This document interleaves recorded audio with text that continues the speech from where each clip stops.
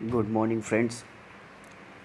आज हम जो है एक और नए मॉडल्स की शुरुआत करेंगे। देखिए हमारा कैन जो है, कैन की शुरुआत हमने कर दी थी और कैन ख़त्म भी हो गया था। ठीक है, उसका नेगेटिव और इंट्रोगेटिव दोनों यूज़ हमने बता दिया है। और आज हम शुरुआत करेंगे कुड की। तो जो कुड है, कुड का मतलब होता है सका या सकता था, जिसके बारे में आगे जानकारी है। कुड कुड का जो मतलब निकलता है वो है सकता था, सकती थी या सकते थे। ये कुड का मतलब होता है। एक मिनट।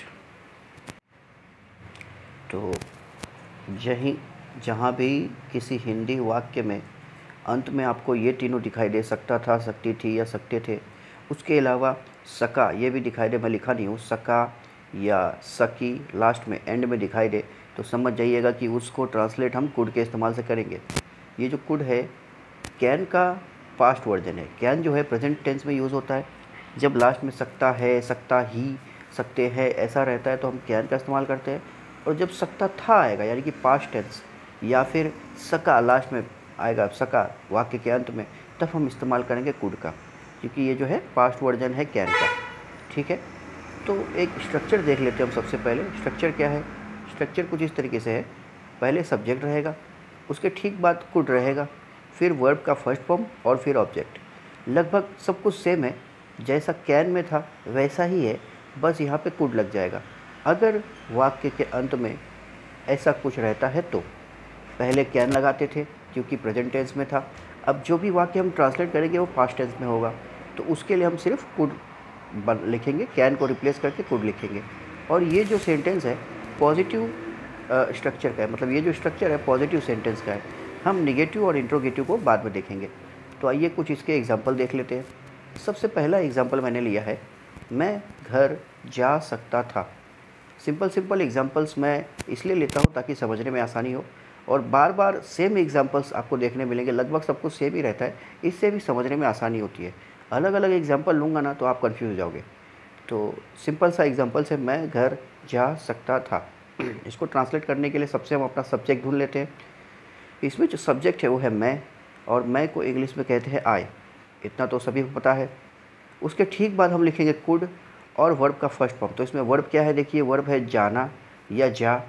जा को इंग्लिश में कहते हैं गो। ठीक है, इतना हमें पता है। इसमें जो भी ऑब्जेक्ट है वो हम वर्ब के ठीक बाद लिख देंगे। तो आइए इसको ट्रांसलेट करते हैं। सबसे पहले है आई, जो कि हमारा सब्जेक्ट है। उसके ठीक बाद हम लिखेंगे कुड, ये हमने कुड लिख दिया। उसके ठीक बाद वर्ब का फर्स्ट फॉर्म, तो वर्ब क्या है? गो, गो यानी जाना, गो को लिख दिया, ये फर्स्ट फॉर्म गो। इसमें एक अच्छी बात है कि आपको वर्ब को सेकंड फॉर्म या थर्ड फॉर्म याद करने की ज़रूरत नहीं है, सिर्फ फर्स्ट फॉर्म से ही काम चल जाएगा। वैसे वर्ब के 3 फॉर्म होते हैं, जैसे गो होता है गो, गो के 3 फॉर्म होते हैं, गो, फिर सेकेंड फॉर्म में आएगा वेंट, और थर्ड फॉर्म में आएगा गॉन। गो, वेंट, गॉन, ये तीनों फॉर्म होते हैं गो के। लेकिन यहाँ पे हमें फर्स्ट फॉर्म लिखना है तो हमने फर्स्ट फॉर्म लिख दिया है।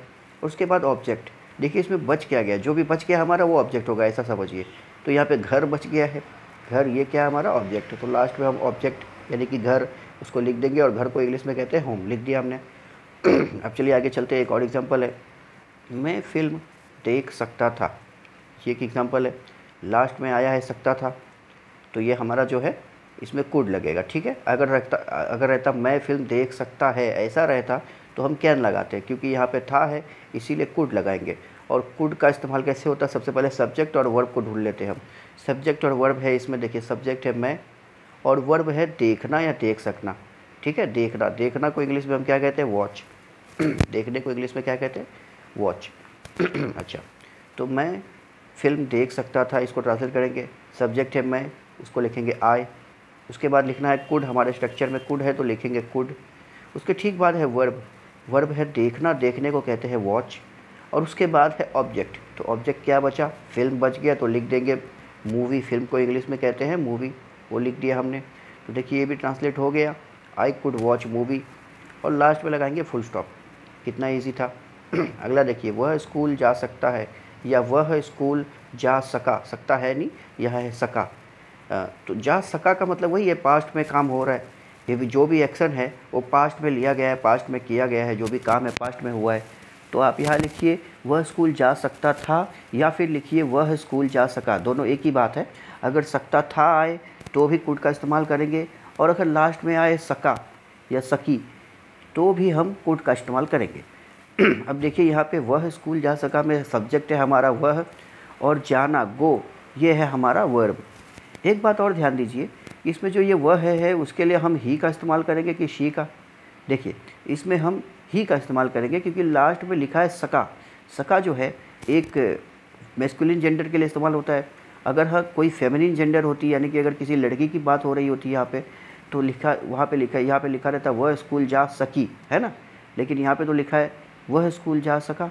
ये एक मैस्कुलिन जेंडर की बात हो रही है, इसीलिए हम ही लगाएंगे। तो वह के लिए हम लगाएंगे ही। फिर है कुड, तो कुड लिख दिया। जाने को कहते हैं इंग्लिश में गो, वर्ब का फर्स्ट फॉर्म गो लिख दिया हमने। और फिर आ जाएगा टू स्कूल। टू स्कूल क्यों यहाँ पे टू लगाने की क्या ज़रूरत है? देखिए जब आप किसी प्लेस पे जा रहे होते हो, मतलब एक प्लेस से आप दूसरे प्लेस पे जा रहे होते हो या चले गए होते हो, तो उसके पहले टू लगाते हैं। हाँ, तो स्कूल एक जगह है, एक प्लेस है, उसके ठीक पहले अगर कोई जा रहा है ना तो टू लगाएंगे। जैसे अगर मुंबई जा रहा होता तो टू मुंबई, अगर कोई दिल्ली जा रहा होता तो टू दिल्ली, ठीक है। तो इसीलिए स्कूल एक जगह है, जब भी जगह की बात आएगी उसके पहले टू लग जाएगा। अगर जाने की बात हो तो कहीं जा रहे हो ना तो टू लगता है। आई होप कि आपको समझ में आ गया होगा। तो ये 3 ट्रांसलेशन के एग्जांपल्स मैंने दे दिए हैं कुड के इस्तेमाल के साथ। अब आपको घर पे बैठ के खुद ही कुछ अलग अलग सेंटेंसेस बनाने हैं और उनको ट्रांसलेट करने की प्रैक्टिस करनी है। उसके अलावा मैंने भी यहाँ पे 5-6 सेंटेंसेस दे रखे हैं, इनको भी आप ट्रांसलेट कीजिए। इन सभी सेंटेंसेस में मैं वर्ब को बता देता हूँ। वर्ब क्या है? सबसे पहला देखिए, तुम घर पहुँच सके। इसमें जो सब्जेक्ट है वो है तुम, और वर्ब है पहुंचना। पहुंचने को रीच बोलते हैं इंग्लिश में, REACH, रीच। रीच यानी पहुंचना। फिर है हम लोग तेज दौड़ सकते थे, है ना। तो हम यहाँ पे सब्जेक्ट है, और दौड़ना जो है रन, दौड़ने को बोलते हैं इंग्लिश में रन, ये जो है हमारा वर्ब है। तुम आज आ सकते थे, तुम ये जो है हमारा सब्जेक्ट है, और आना यानी कम, ये जो है हमारा वर्ब है। अमित हमें पढ़ा सकता था, अमित इज़ अ सब्जेक्ट, और पढ़ाना यानी कि इसको इंग्लिश में टीच कहते हैं, पढ़ाने को इंग्लिश में कहते हैं टीच, TEACH, ये जो है हमारा वर्ब है यहाँ पे।